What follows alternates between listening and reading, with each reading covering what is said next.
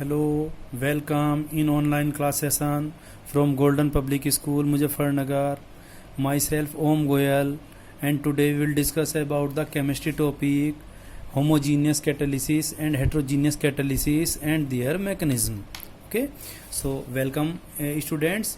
Now I have told you that two type of catalysis are there: homogeneous catalysis and heterogeneous catalysis.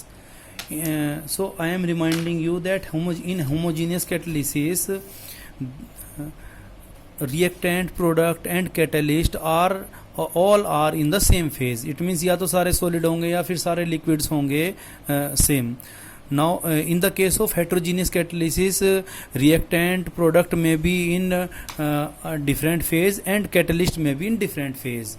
बहुत सारी equations हैं कि catalyst हम metal use करते हैं यानी सॉलिड यूज़ करते हैं एंड रिएक्टेंट्स हमारे या तो लिक्विड हैं या फिर हमारे गैसेस हैं. So these all are the homogeneous catalysis. Now अब होमोजीनियस कैटेलाइसिस किस तरह से प्रोसीड करती है रिएक्शन, या हेट्रोजीनियस रिएक्शन कैटेलाइसिस रिएक्शन किस तरह से प्रोसीड करती है, इनके लिए डिफरेंट थ्योरीज हैं. First of all we will discuss about the theory for homogeneous catalysis. इस थ्योरी का नेम है intermediate compound theory for homogeneous catalysis. यानी होमोजीनियस के लिए हम कौन सी थ्योरी यूज करते हैं. इट इज़ वेरी सिंपल, बड़ी सिंपल थ्योरी है कि suppose this is the reaction A plus B है, कैटेलिस्ट एक्स की प्रेजेंस में ए बी प्रोडक्ट बनेगा. तो इसके लिए मैकेनिज्म है कि सबसे पहले सबस्ट्रेट या रिएक्टेंट ए कैटेलिस्ट एक्स के साथ रिएक्शन करेगा एंड आफ्टर द रिएक्शन एक इंटरमीडिएट कंपाउंड बनेगा A X. Okay, now this is the slow step. कैसा स्टेप है ये? स्लो स्टेप है. इट मीन्स इसके अंदर स्लो स्पीड से रिएक्शन होगी या स्लो स्पीड से प्रोडक्ट बनेगा. In the next step this intermediate compound will react with the another substance और another reactant B and form the product A B and catalyst will regain. यानी फिर से हमें कैटलिस्ट अपनी नेचुरल कंडीशन में या अपनी प्रीवियस कंडीशन में मिल जाएगा. So this is the intermediate compound theory for homogeneous catalysis. बड़ा इंपॉर्टेंट लाइन है ये कि in the case of homogeneous catalysis the rate depends on the reactant A and the concentration of the catalyst. It means दोनों की concentration के ऊपर depend करता है, concentration of reactant A and concentration of catalyst.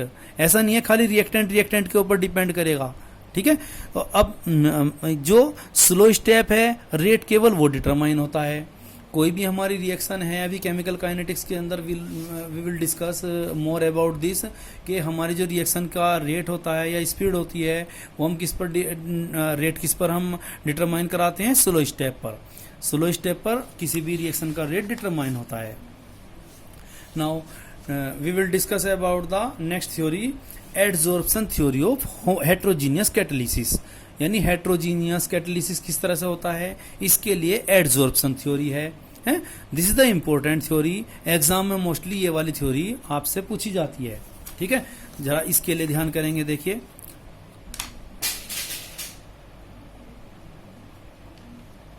Yes, now according to adsorption theory of heterogeneous catalysis, इसका mechanism है, इसके mechanism के अंदर 5 मेन स्टेप्स हैं और 5 मेन पॉइंट्स हैं. फर्स्ट स्टेप है diffusion of reactant to surface of catalyst. We will discuss now.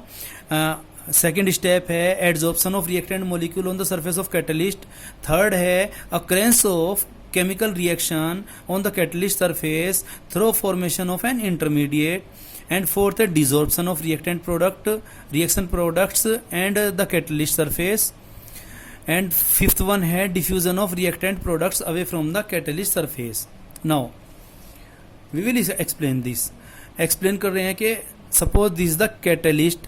अब देखिए आप कैटलिस्ट की ये क्या हैं, ये कैटलिस्ट की फ्री वैलेंसीज हैं. ब्लू पेन से मैं आपको दिखा दे रहा हूँ, ये कैसी हैं, सारी फ्री वैलेंसीज हैं. In this example there are 10 valency free of this catalyst. Show किया हुआ है, कोई खास मीनिंग नहीं है इसका. नाउ सपोज ए और बी अपने आप में कोई सबस्ट्रेट हैं, ये आपस में रिएक्शन करना चाह रहे हैं, तो फर्स्ट रिएक्शन क्या है कि ए और बी इससे रिएक्शन करेंगे. ठीक है, आपस में कैसा होंगे, डिफ्यूज होंगे। केवल ये इसके ऊपर स्प्रेड करेंगे कैटलिस्ट के ऊपर, जैसे हमने स्प्रेड कर देते हैं किसी भी सरफेस के ऊपर। सेकंड स्टेप में क्या है, ये जो ए और बी हैं ये इसकी एक्चुअल साइड्स के साथ रिएक्शन कर लेंगे और बॉन्डिंग कर लेंगे हैं। थर्ड पॉइंट है इसके अंदर कि अब ये जो ए और बी है इन्होंने आपस में रिएक्शन की है, किस जगह की है, कैटलिस्ट की सरफेस के ऊपर कैटलिस्ट यूज किया है, तो इन्होंने रिएक्शन आसानी से कर ली है। If we do not use the catalyst then they will not react so fastly. It means A और बी की रिएक्शन आपस में नॉर्मली इतनी आसान नहीं थी जितनी कैटलिस्ट की प्रेजेंस में है। कैटलिस्ट ने अपना प्लेटफॉर्म दिया, अब ये आपस में रिएक्शन कर पा रहे हैं। नाउ इसके बाद क्या हुआ है, फोर्थ पॉइंट में इनका डिसॉर्प्शन हुआ है, यानी ए और बी आपस में अलग तो हो गए हैं लेकिन क्या हैं इसकी सरफेस के ऊपर ही हैं। और फिफ्थ वन के अंदर क्या है, वो अलग भी हो गए हैं, यानी डिसॉर्प्शन भी हुआ है और अलग अलग वो चले गए हैं, यानी कैटलिस्ट आपको रिगेन हुआ है और ए और बी एक अपने आप में प्रोडक्ट बन गया है। ठीक है, so this is the theory of adsorption theory of heterogeneous catalyst. बड़ी आसान थ्योरी है, 5 पॉइंट्स हैं।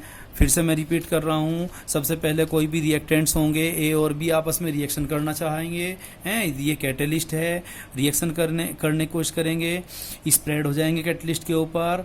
दूसरी वाली कंडीशन में ये कैटलिस्ट से बॉन्डिंग कर लेंगे। थर्ड वाली कंडीशन के अंदर ये आपस में रिएक्शन करेंगे और प्रोडक्ट बनाएंगे।